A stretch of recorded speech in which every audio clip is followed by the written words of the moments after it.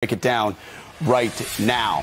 Let's start with Alyssa Slotkin versus Tom Barrett. That's the first race in Michigan. And we've got, and that's a toss-up race, by the way. And then you've got in Illinois, Eric Sorensen versus Esther Joy King. Again, Illinois, not a state you traditionally associate with Republicans. And California, Mark Levin, a Democrat, versus Brian Maryott, a Republican. Also a toss-up race in what was previously considered a center-left district. Joining us now is Tom Barrett, Republican candidate for Michigan's 7th Congressional District, Esther Joy King, Republican candidate for Illinois' 17th District, and Brian Maryott, Republican candidate for California's 49th Congressional District. Tom, let me start with you in Michigan. So it is a newly formed seat, but you're running against an incumbent. Down in the home stretch here, what are the issues you're elevating vis-a-vis what you're hearing the other side wanting to talk about? Yeah, thank you so much for having me on, Pete. I really appreciate it. Of course. We're talking about the issues that American families are focused on. It is the cost of living.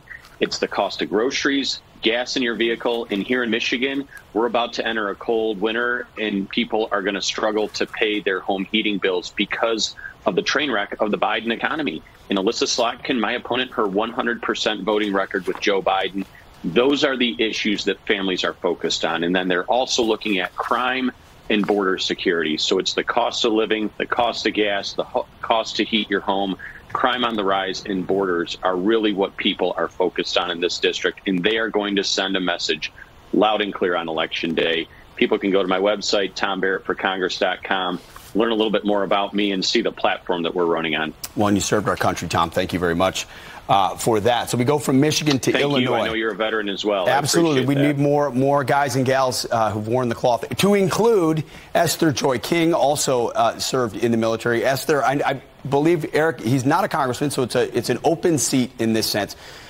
What are you running on? Same question. But you hear these threats to democracy, or Republicans are roaches who vote for women who vote for candidates. What's the closing argument of your opponent as well? These statements that Whip Clyburn and the Democrats are making at this time, 3 days away from the election, just show how out of touch they are. And similar to what Tom said, people here in my district, they are so concerned with cost of living right now. We have a really agricultural district, so the inputs for farmers are skyrocketing, which affects the price of food. You know, just the other day, I talked to a mom, Leanne. She said, Esther, I'm a single mom. I have 3 kids. I'm worried about even being able to feed my kids, let alone heat my home this winter. So being in touch with the people is really what's going to win this race for here in the Illinois 17th. My opponent is a climate change activist, and he's a weatherman and focused 100% on what he cares about, not what people care about. And that's why we're on our way. We have all the momentum right now because people want to know that they matter in this time when we're struggling as America. And that's what we're doing as a campaign. Esther, that's such a great point. So your opponent wants to focus on an issue, and they end up condescending, whether it's him or others on the Democrat side, to voters when voters don't want to talk about the things they want to talk about.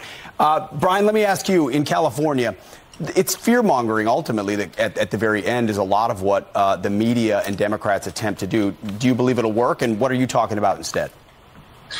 No, good morning, Pete. I absolutely don't think it will work, and it's incredibly offensive. I've been a financial planner for decades, working with people on their everyday financial affairs. The very nature of worry is it comes from a very natural gut instinct place. You can't tell people what they're supposed to be worried about. Here in California, it's built for the automobile. People can't afford their commutes. They've gone through their savings in many cases. They've lost 20 or 30% in their 401ks. So they're losing their peace of mind financially. And now with communities that are less safe, they're losing their peace of mind about their community and their sense of personal safety. And along the way, they're trying to force people to say, no, you don't worry about this over here. You worry about this over here.